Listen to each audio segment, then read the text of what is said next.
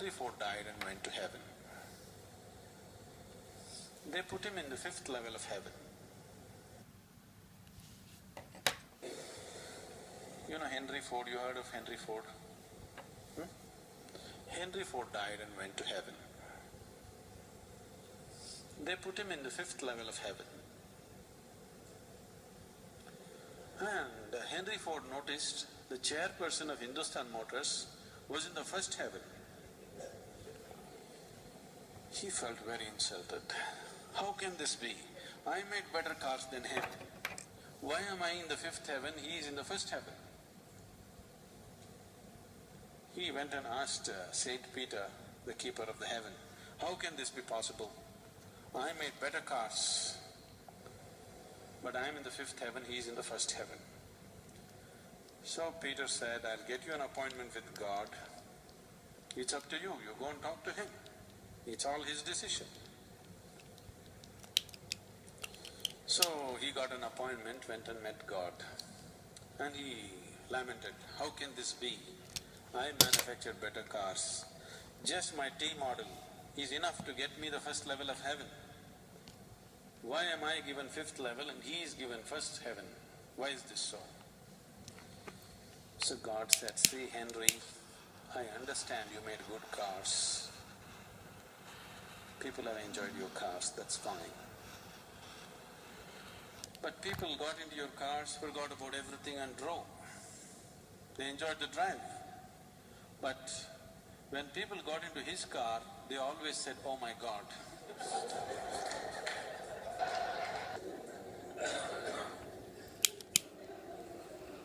Once it happened, you know the Hells Angels, you know them? Those motorcycle gangs, especially in the United States, they call Hells Angels. They just live on their motorcycles. One of them crashed his motorcycle. After a few days, he became conscious in a hospital. Then the doctor saw the man is just coming to his consciousness and said, hey man, I have to tell you this.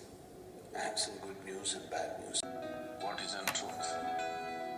Is this issue about knowing, this issue about seeking knowledge, either in science or in mysticism. As you sit here, every subatomic particle is in communication with the rest of the cosmos. If it is so, you just have to become alive to it. You just have to become receptive to it.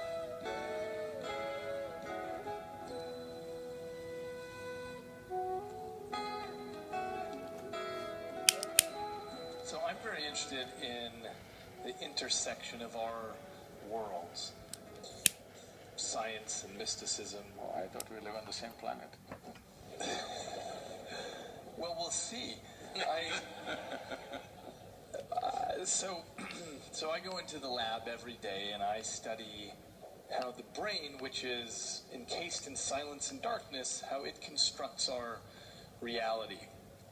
The reason we know that this has something to do with the brain is because if the brain is damaged, even in small ways, your reality changes. And if you take drugs or alcohol or other sorts of things, viruses in the system, your reality can change. So I'm interested in finding where our perspectives overlap in this, because your interest is, one of your interests is also understanding reality, how we perceive it, how it's individualized to us. So can you tell us about that? There is existence outside, and there is you or me as individual human beings. We have not seen the world. We know it only the way it's projected in the firmament of our mind. When we say mind, in English language, mind is just one word and supposed to encompass everything. But in the yogic terminology, we have 16 parts of the mind which function distinct functions. And there are a whole lot of practices and processes through which one takes charge of these 16 dimensions of mind. These 16, for simpler understanding, can be brought into four sections. The first dimension of the mind is we are referring to as buddhi, or what is generally considered intellect. I think modern societies, particularly modern education, has become too overly focused on the intellect. We got too mesmerized by our own logic, and we have invested too much in human intellect, leaving out the other dimensions of intelligence that functions within. Remaining is space.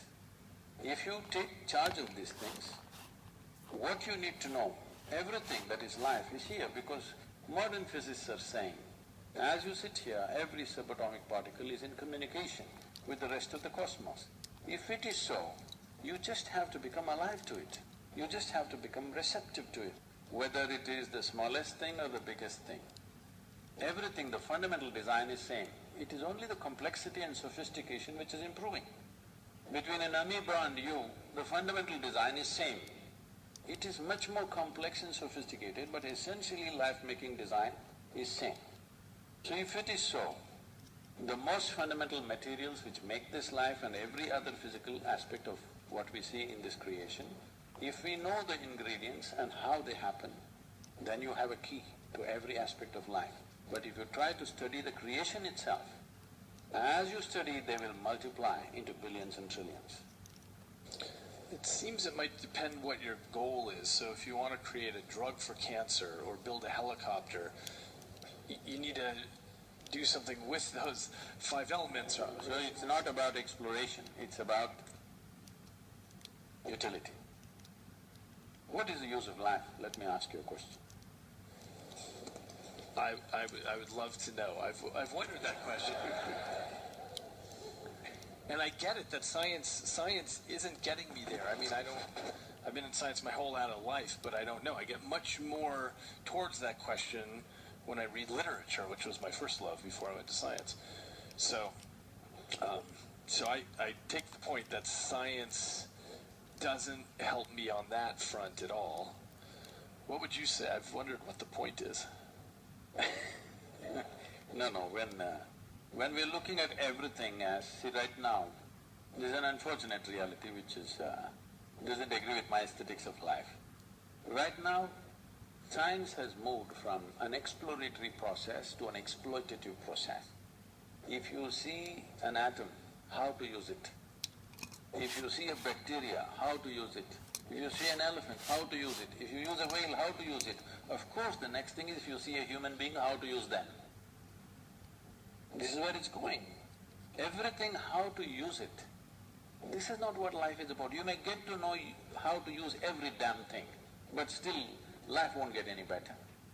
If you know how to keep this one, life will get better, believe me. If you just know how to sit here blissed out, life will get better. I see that point. Let me ask you this. I'm trying to understand this issue about knowing, the unslakable thirst for knowledge that humans have means that there's this ratcheting up each generation. So it's not that it is of course the case that I'm limited in my thoughts to the impressions that I've had, but I have a much bigger fire hose of impressions now that can build on the scaffolding of the generations before me, the things they've already figured out, so that I can start at the next level and move up. Start at the next level for what? Towards what end? Well, that's a good question. I mean, it's toward the end of knowing in the way that science cares about knowing. So putting aside usefulness of technology, just the way that scientists ask questions.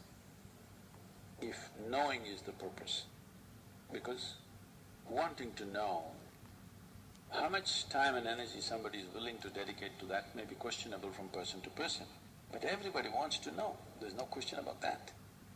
But knowing everything by intellect, we will know the surface of everything, but never the real source of everything or the core of everything. Because the only doorway to our experience is this human mechanism.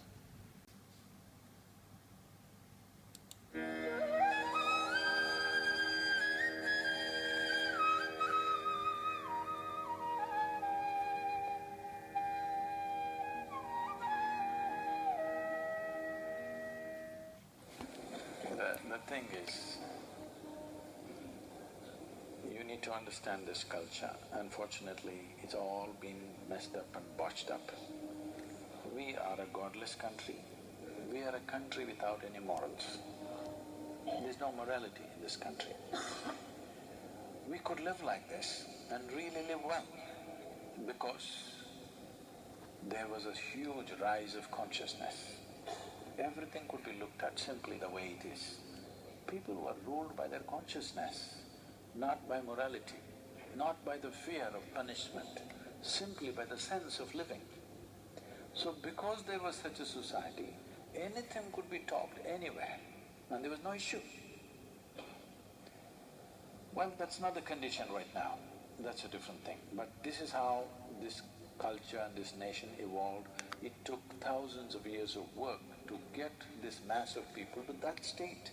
But slowly that is changing because now we have taken in Western morality where something is good, something is bad, something is God, something is devil, something is high, something is low, something is pure, something is impure.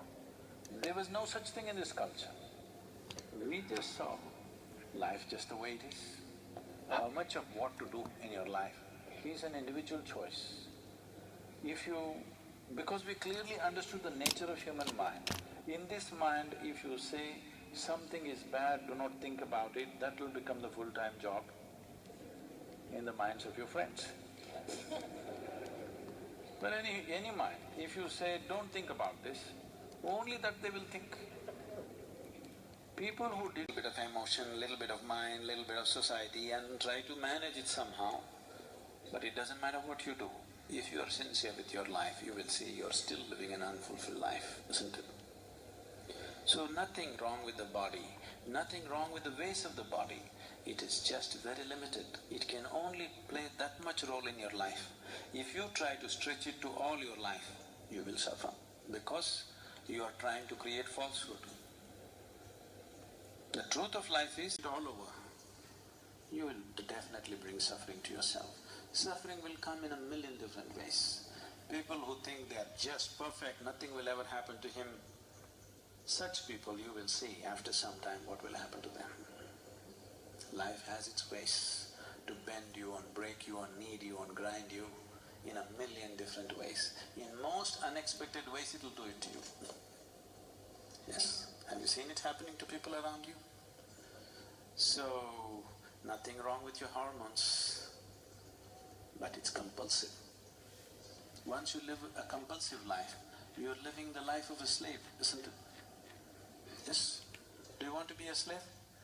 Something within you never wants to be a slave, isn't it so? There is something within you which cannot be a slave. Whether you are a slave to something or somebody or whatever. But once you are a slave, unknowingly, slowly you will become a long face. When you were a child, you were like this, because there was not so much slavery. Slowly, as different kind of compulsions take over, without knowing why, everything is going on fine with your life. Your business is going fine, your family is good, you have good relationships, you are making money, everything. But slowly, face is becoming longer and longer. You're doing desperate acts to be happy. As people get richer and older, you will see they start doing more and more desperate things to be happy, isn't it so? Yes? Huh?